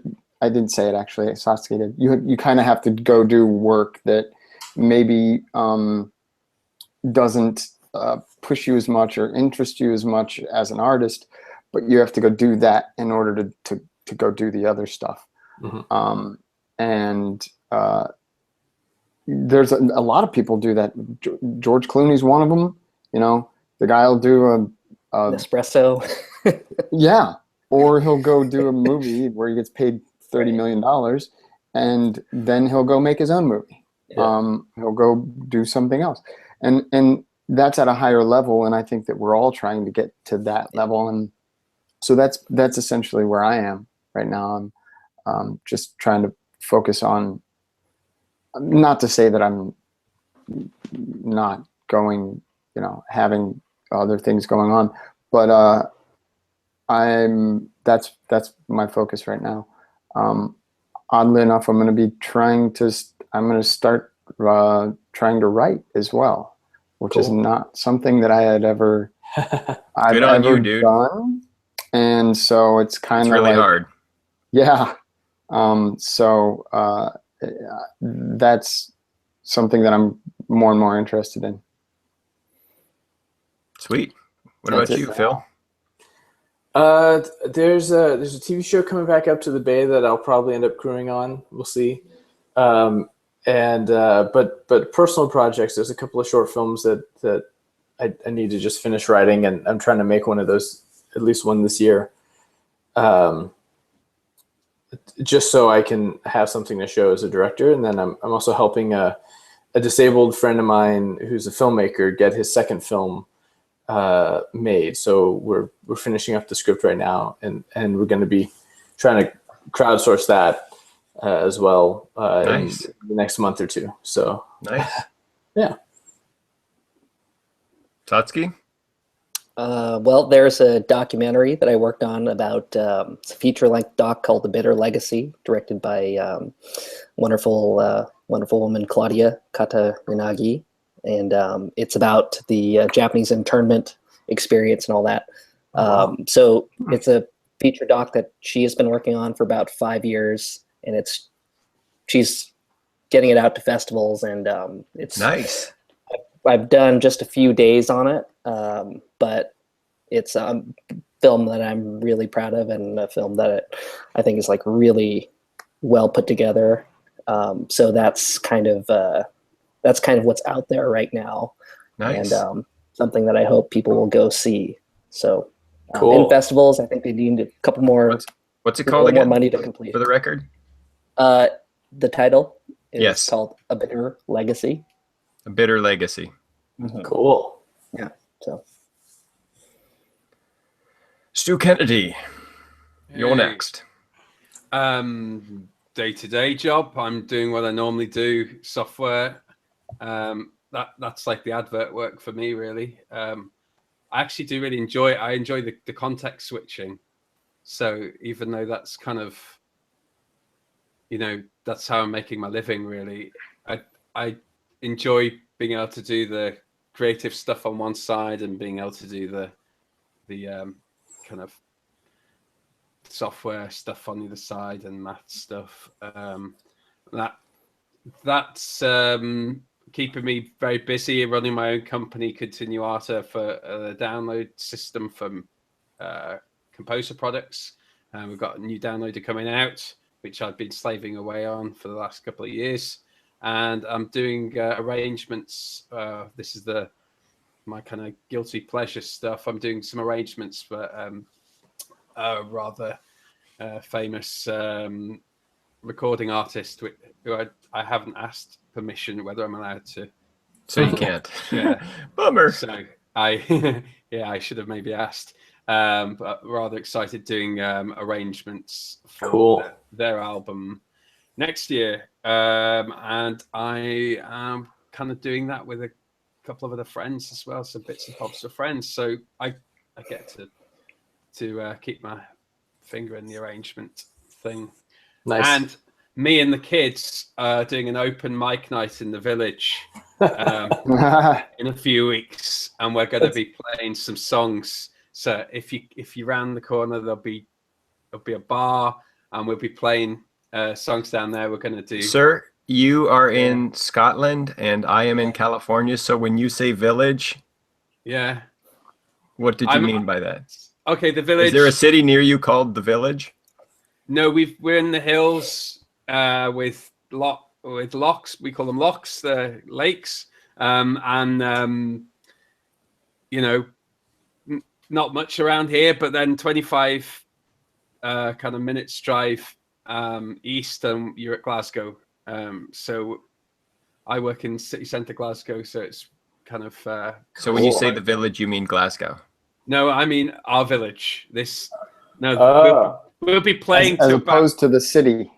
Yeah. So this is a low key thing. This is going to be like 20 people. Okay. We don't want to flash mob it then. We won't say the name. I can see what you're doing there, dude. That was smart. Social engineering. Cool. I've already pimped my project, Intelligent Design, sci-fi-and-spies.com. Nice. Probably most of you will see. Thanks, man. Good luck with that, Jonathan. That's an epic goal that you have, and I wish you the best.